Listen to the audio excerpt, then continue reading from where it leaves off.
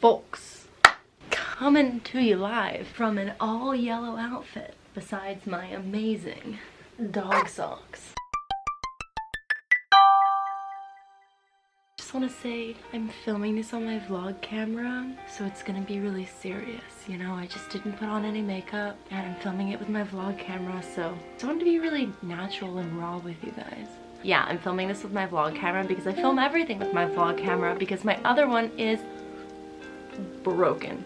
I've got my chai tea in a yellow mug that I painted at a Color Me Mine type place. Disgusting. Okay, we're not gonna drink that. Don't make homemade chai, people. It tastes like water milk. Today I just kind of wanted to talk to you all a little bit about loneliness in quarantine. This is something that I definitely have been going through and I've just been like hating it and trying to find content on it so I can, you know, ease my loneliness, but I can't find anything anywhere because it just like doesn't exist, because I guess everyone's perfect and no one is lonely in quarantine like I am. It's about midnight and I just came back from a long hard day of sitting at the kitchen counter watching YouTube videos. So it's been tough. Life has been really hard in quarantine. Honestly though, I did want to talk about kind of just loneliness in quarantine, how to deal with it, what's going on, how to actually stay sane during this time and not lose your mind. And honestly, like, I'm a super extrovert, so I get all my energy off of being around other people and seeing other people, and not being able to do that has really taken a toll on me. And it is very easy to blame all my problems on being an extrovert and just be like, well, I'm an extrovert so I can't do this, or I'm an extrovert so this is like hard. But it's like, it is. There's like logic behind that. Like I said, I tried to find some videos on this and all I could find was some like chill lo-fi beats video with like an animation of a girl just like chilling for like 14 hours straight. So that was not helpful, although like I vibed, wasn't helpful. It's kind of hard to try to see the light at the end of this tunnel when the tunnel is so darn long and so dang dark, but just know that it is there. There's a light at the end of this. This isn't permanent and we will get through this, and I just kind of want to share things that I've been doing that have been helping me with this. Even if you are the most extroverted person, like I'm telling you, check on your overly confident, extroverted, loud leader-like friends, because they might not be doing so hot in a place where they're all alone, feeling isolated and probably a little confused. So I think like one of the first things that you can do that is helpful is really vocalize your feelings and go through that. Actually feel that. Because if you just kind of like have it all in your head and you're like, oh, I'm feeling lonely, like I just don't know what's going on, like I just can't handle my thoughts, it's too quiet, what's going on here? It's really important to share those thoughts. So whether that be in a journal or like on Instagram if you're public with that, or talking to your friends or something, really whatever you can to just acknowledge that you're feeling something and go through it and know that it's okay to do so. Kind of feels like you're like a weight is being lifted off you when you acknowledge that these things are happening. One of my biggest mistakes was falling into a hardcore digital binge. So literally just waking up really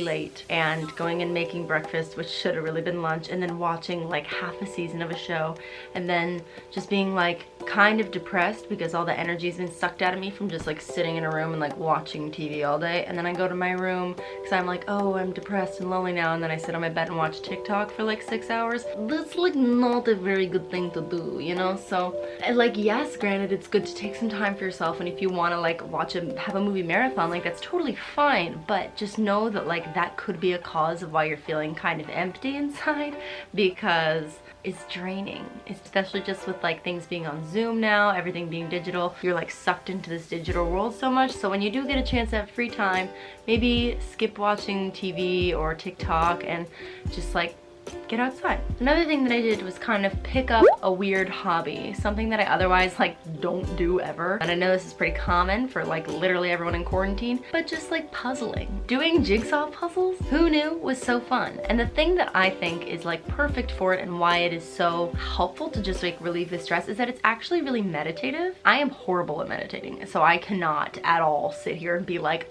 just take 20 minutes to lie down with your thoughts and breathe deeply and become one with your body and meditate, because like no, sure I'll try, but doing something with that nice, like a puzzle or like drawing or any kind of like meditative personal hobby that you don't normally do is something that can be really good to just kind of get your mind off things and also keep you busy. So like your brain is still working, but you're focusing on something other than the fact that you're super lonely, I guess. Super lonely. And get into a routine if possible. I know this can be hard. Maybe you move back home and you're in a place that's kind of like unusual. You're not usually where you're living, or you are like there's more people in your house than usual. I don't know, but you might be out of your comfort zone. But if you can try to get into a routine, it is so helpful. I found that like waking up earlier, working out, guys, I hate working out, but I'm doing it. And I'll get more into that in a little bit. But like working out and then like showering, taking my dog for a walk, and then like doing some work, maybe like editing something, doing something else, and then just like making lunch, like kind of just like having something. It doesn't have to be like from 8 a.m. to 9 a.m. I'm gonna do this, and then 9 a.m. to like, you know, it doesn't have to be super scheduled, but just like wake up and shower and drink coffee and like sit down outside with my coffee. I don't know, I just think it's really helped me a lot, kind of like not feel so into myself. Not like into myself. I mean, like, when am I not into myself? Hated that. Just to not be like your mind so focused on being lonely or alone or isolated or thinking about like when is this gonna end, what's going on. Like it's just nice to have something to do and have something to look forward to the next day. So routines are good. Get out in the sunshine as much as possible, just because the sun is like a whole healing power on its own. Just, I don't know, being in the warmth, being in like actually natural light is just so good for you, and it makes you feel so much better. Also, as an extrovert, going outside and seeing other people walking their dogs or like strollers or on bikes, like it's really helpful. Just even though you're like crossing the sidewalk when other people come near you because you don't want to get coronavirus, you still just like the act of like seeing someone else and like being like, you know, doing the like little wave thing, like the wave, that's still seeing people, and it's honestly helpful being around others without being around others. So I thought about saying listening to a podcast while doing something productive, but honestly I don't really like that, because sometimes podcasts can also get like I really like binge podcasts when I am driving, you know, like on a long drive or something. It can get old kind of fast, so I don't want it to feel like that. But like if you have just like voices and conversation, like yes, music obviously the best, but just sometimes like people talking is really nice, and it's not something that like you're watching. So if you're like cleaning your room or something and like you have a podcast on, that can be really helpful to just kind of like get involved in their conversation, you know, laugh when they laugh, pretend like you're there, really feel part of something. Kind of in the same light, if you do FaceTime someone, or like I'm not gonna sit here and tell you like, oh, you're lonely, FaceTime a friend, because like not everyone has a super close support system, not everyone has someone they can just like up and FaceTime. Just like if you do that, someone mentioned to me the suggestion of doing this while doing something productive as well. If you're FaceTiming someone, like do it while you're cooking dinner, or like you're doing your puzzle or something like that. Like it's good to be actively doing something as well as talking, so you're not just like, hey, yeah, haha, haha. You know, like you gotta add some spice in your life. You gotta be still like up on your feet. Journaling is a good thing to do. It's also, just like I said earlier, a really good way to like get things off your chest, to kind of vocalize how you're feeling, put words to a feeling, and just like get that out there. But it's also kind of cool just in general to journal or like blog or something right now, just because it's like a time capsule for this insane time that we're living through. So that's kind of cool as well. Of course, in the same light of like getting outside and working out, it's like even though I really do not like working out, like I really don't, like I'm trying to like be like positive and put good vibes into the universe, but like I cannot lie to you. I cannot sit here and lie to you and say that I like working out, because I really hate it. I don't like being sweaty.